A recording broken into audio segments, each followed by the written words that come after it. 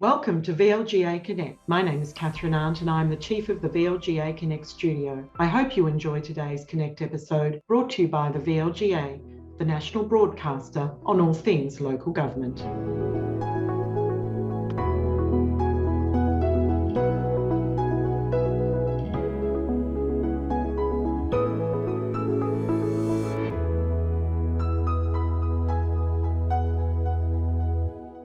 Hi everyone and welcome back to VLGA Connect. It is my pleasure today to welcome to the program Victoria's reasonably new LGBTIQ+ Commissioner, Todd Fernando. Todd, welcome to the show. Lovely to meet you. And thank you for having me, Chris. It's a pleasure to meet you as well. And hello to all the viewers out there today. Terrific. We were speaking before we started recording that I know the announcement of your appointment was in September last year, but you acted for a while, so you're really coming up to almost 12 months in the role. How's it been? Well, it's been really good. And what I say to people is the first 4 months was really a 4-month job interview, which you can imagine is probably grueling in government corporate world.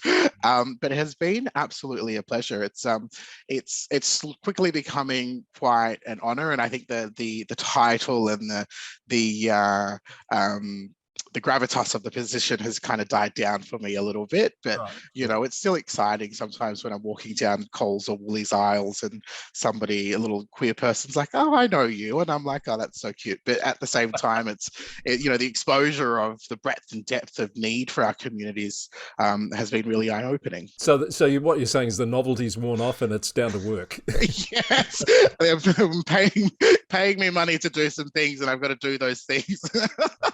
So look, just take us back to last year. So Ro Allen was the first person to hold the role. Big shoes to fill, of course. Todd, how did you find that 4 months of, it resonates with me what you're talking about, that grueling job interview, because I've been there as an interim or an acting CEO, and a lot of people in local government will understand that feeling.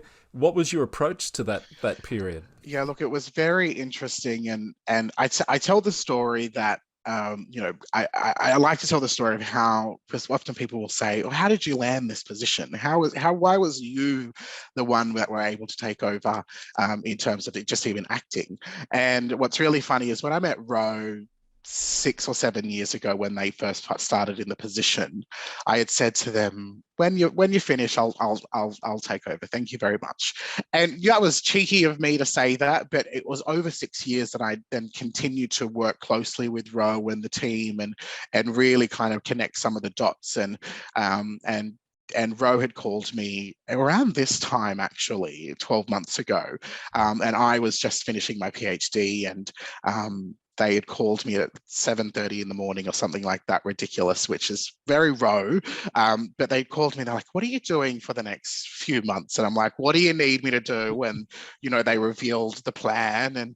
And I was very hesitant at first because I'm like, it's a big job. And so Ro had let me know that they had become or will be becoming the Victorian Equal Opportunity and Human Rights Commissioner, and that we had a couple of months as to be the acting commissioner, and they would do a handover, and then lo and behold, we both started our new jobs on the same day, right. Meaning that the handover was a phone call the night before being like, "This is the job, this is the priorities, here are a few things that are happening."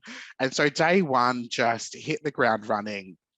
And I think it was probably day 3 or 4 where I found myself calling Ro and was like, "Mate, this is not a gift.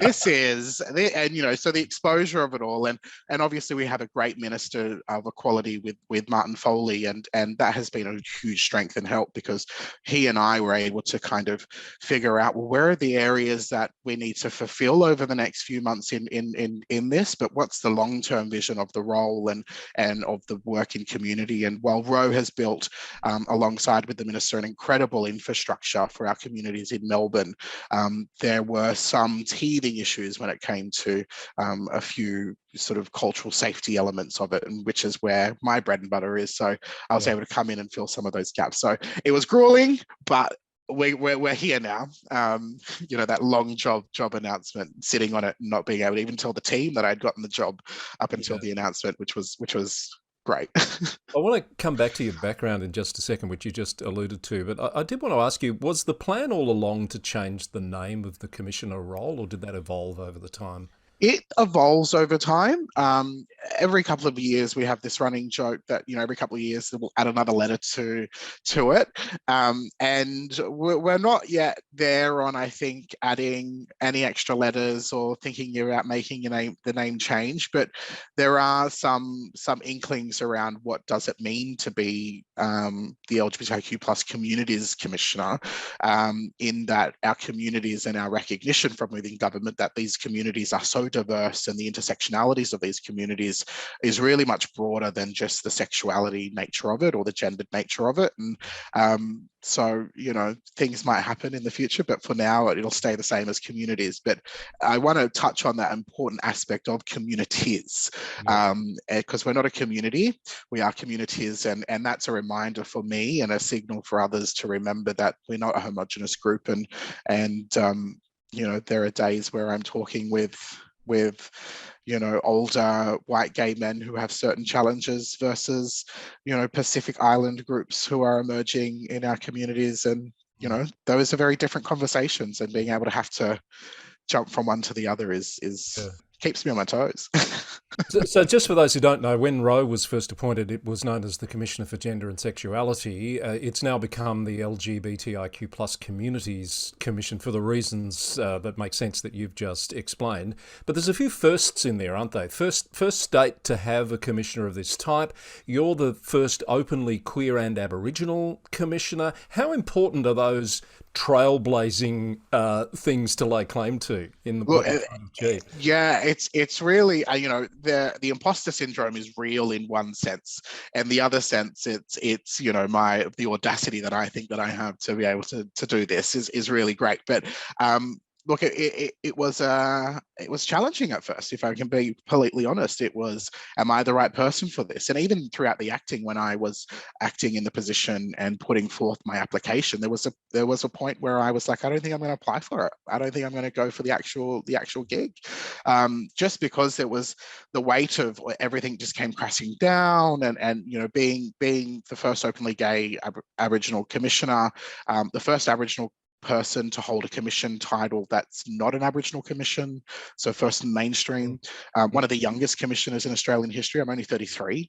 and that's quite young. All the other commissioners that I get to hang out with and who are amazing are 50 plus, so who have another 2 decades of work on top of me. So the imposter syndrome in that sense is real, but at the heart of it is, my connection to community really does speak volumes to why it is that I'm in this position, and my exposure to their histories, both socially and culturally, allows me to understand the level of playing field that we're at, particularly as we're merging towards really building a strong campaign around weeding out the last dreads of homophobia, transphobia, and biphobia in our communities, and that's a real issue and concern, particularly at the local level. And we're seeing that play out, even over the last week in an LGA, in somewhere in Victoria, where there is a mayor who is saying some things that aren't not nice. And well, let's name it. It's West Wimmera Shire, and we've talked about it on our program, and it's certainly caused quite a bit of upset in the community, hasn't it? Yes,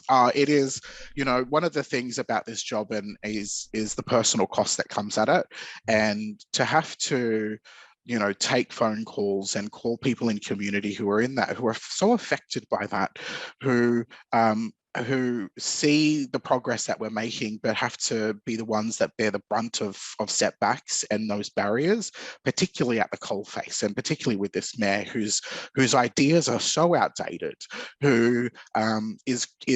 who's causing controversy where there not need be controversy, who themselves is probably underqualified to work in that position, given his disdain of both our queer communities, our gender diverse communities, and of First Nations communities. So you hear these stories that emerge from these elected officials, and you're like, who are you elected to represent? Because you're not representing the communities that actually live in those areas. And so, all power to West Wimmera and the communities out there who are standing strong. But, I'm not sure if you heard, or the listeners have seen, but there's a great during the Anzac Day memorial service, the local RSL at West Wimmera, really chastised the mayor for his Right. views. And, that's the local RSL. If the local RSL are understanding and can be on board with the needs of our communities, why is the mayor not there? So I'll leave it as that, which I probably said more than I initially had planned on. But the fact of the matter is this has serious consequences for the health and well-being of our communities, and I can't sit idly by and not say something. So yeah, thanks. No, I'm really pleased that you did make those comments. We hadn't planned to go there, but that's the nature of this program. The conversation goes where it will. I want to take you back to some comments you were making before, which I found really refreshing, about imposter syndrome and self-doubt, etc. Others obviously saw something in you, like Ro. Tell us about your background that brought you to a role like this. Yeah, look, it's what's funny is I'll start with in the first week, I had the opportunity to hang out with different commissioners and start to kind of get an insight into what the role is from their perspectives of their commissions. And I was hanging out with the Disabilities Commissioner, and he was talking about imposter syndrome, and I'm like, you're like 50 something, not the ages, but well versed, and so it was great. But for me, it was imposter syndrome has followed me throughout my life, which I think is really, really interesting, despite all the successes and wins that I continue to have. So I grew up in a single parent household. Mum raised 5 kids brilliantly. She produced a commissioner, which is fantastic, and props to her. I was the first person in my family to finish high school, let alone go on to complete a PhD. And even throughout all of those steps of success and landing a job and going into university, imposter syndrome kept following me around. And it was this idea that we had, and I boil it down to the fact that I didn't feel comfortable or me in those places because of various different cultural attributions. So an example might be that I went to Ormond College for 6 years, which is a very white institution. Nonetheless, they're adding some color to it now, but in there, the display of I'm only here because of scholarships, or I'm only here to assimilate. Success and assimilation are very interesting when it comes to Aboriginal people who succeed, and that plays into it as well, that the idea that the more successful I am in society, the more assimilated I'm becoming. And I live quite a different lifestyle now than I did when I grew up. And when I go home and visit family, I'm now the city cousin or the city nephew that comes home and has a bit of money, but and that comes with its own thing. So the imposter syndrome is very fascinating at all different levels, and I think we all experience it in all of our different ways. And I think the more that we talk openly about our worries or concerns or even fears in the roles that we're in, means that we're just, at the end of the day, reminding ourselves, hey, we're human. We're having a human experience. Here let's help each other out here. So I'm happy to talk about it in that way, but it's a real thing. But it's gone now. It's done now. That's good. That's good to know, because it can stay with you. We should acknowledge that. Where is home when you go home? Yeah, so home, I grew up in a small country town called Condobolin in central New South Wales. 2,500 people last time I looked. It's a socially and politically isolated community, and it's suffering from severe climate change. So it's a devastated community, but nonetheless it's home. So every time I go back, and it's just lovely. I grew up on country, which was a privilege that not a lot of Aboriginal people get to have, who grow up in transient communities, but to grow up and to fish on the same rock that my ancestors fished on is a weird concept. We often talk about, I catch a fish or a yabby and think, oh, that yabby or that yellow belly is the descendant of an ancestor of fish that my ancestor would have fished out. And that, that lineage of exposure to country and culture is really, really exciting when I do go back home. But Melbourne now is home. But it must be very satisfying to go back as someone who's demonstrated what's possible in terms of, forging a path in today's society, community? Yes and no. Yes, it's exciting to go back and to have a family that are immensely proud of the stuff that I'm doing and the exposure that I'm in. But the more that I'm in kind of this world, the more experiences that I have here, it's hard to translate that back to community who are still living in, in poverty, or who are still in the cycle of vulnerability. And I don't think anybody in my family's read my PhD, and I don't expect them to. But it's that, what is a PhD? So it's those conversations where I miss out on being able to share some of the experiences that I have here in this world when I go back home. But at the same time, it means I can really properly leave this world and have a holiday at home, because I don't have to worry about these big things. But yeah. So it's an interesting experience. So sorry to go down so much of the personal path. That's great. Yeah, really what we were planning to do. So let's talk about work if we can. So yes. In terms of the expectations you'd set for that first nearly 12 months, how do you score yourself, and what are your achievements so far, do you think? I think the first 12 months has been interesting. I'll put forth that the first 6 months was not so much trial and error, but business as usual. And I remember maybe a month or two after I had gotten the gig, and Minister Foley had said, what's your 12-month work plan? Show me what you're doing. And I was at that point, I'm like, oh, now I've got to put something together and figure out what my actual goals are. I've got to come up with one.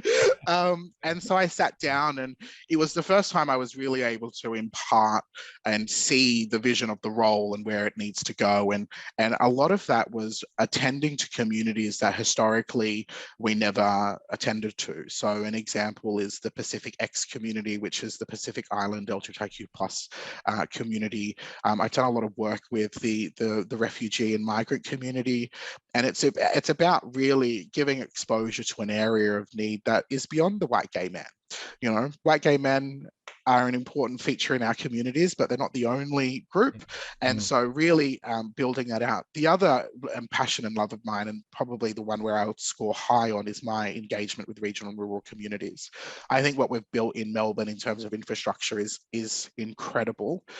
Where we've fallen short is not being able to translate that infrastructure into the communities in regional Victoria.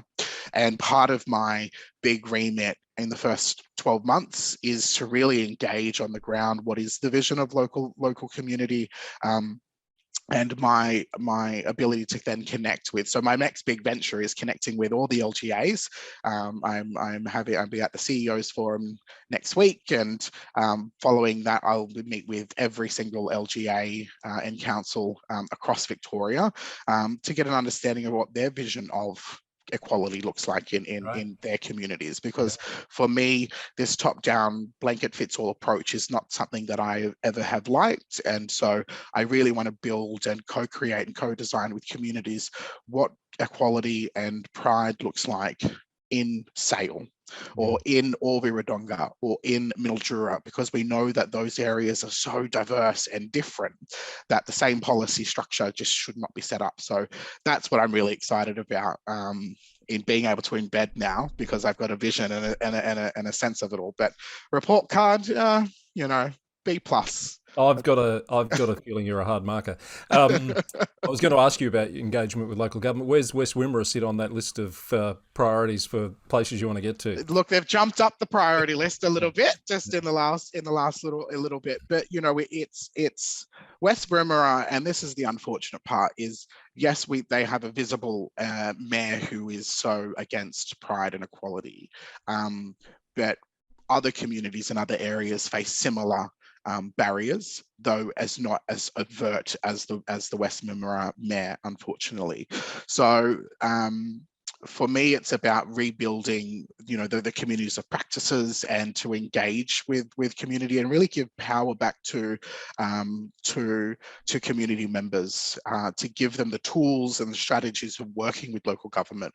At the same time, achieving equality and the vision of pride that we're setting forth in the whole of government LGBTIQ+ strategy, local government is the central feature of that success. And for me, going out and connecting with LGAs and connecting with local councils is the work, because that's the final frontier of really embedding the things that we need to embed. I think I had said something crazy in my first few months in the gig where I'm like, I think we're having pride events around Melbourne. I was like, this time next year, I want, imagine a pride event in every country town in Victoria on the same weekend, and that's not an impossible vision.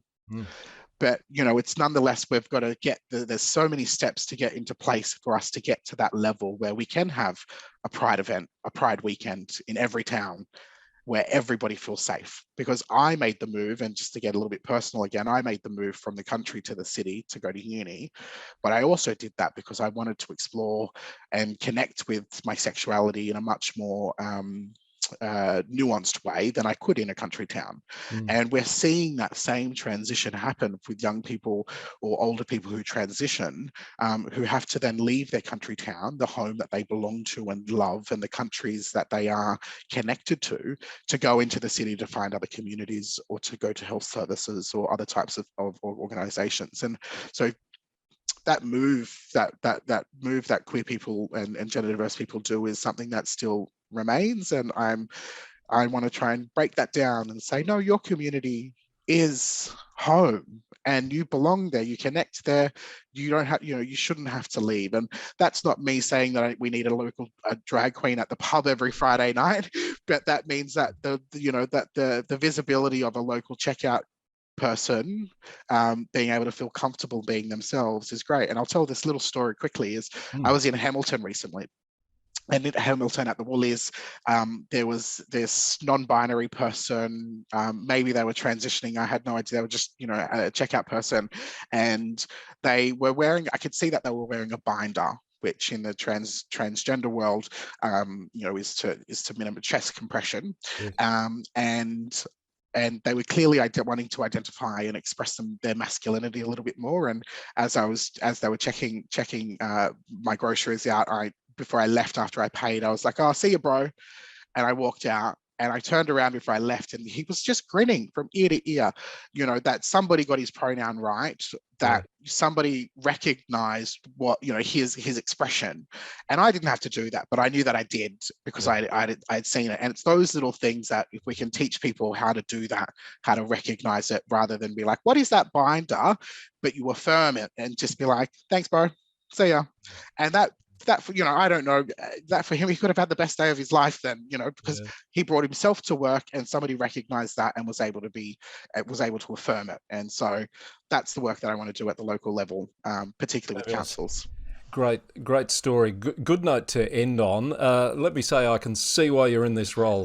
It's made for you, and it's been an absolute delight to talk to you, and I hope we can do this again. Absolutely. But have me back anytime. Thanks, Chris. Excellent. Todd Fernando, the LGBTIQ+ Commissioner in Victoria, with us today on VLGA Connect. Thank you for watching and listening. We're back with more soon. Hit that subscribe button, and we'll see you soon.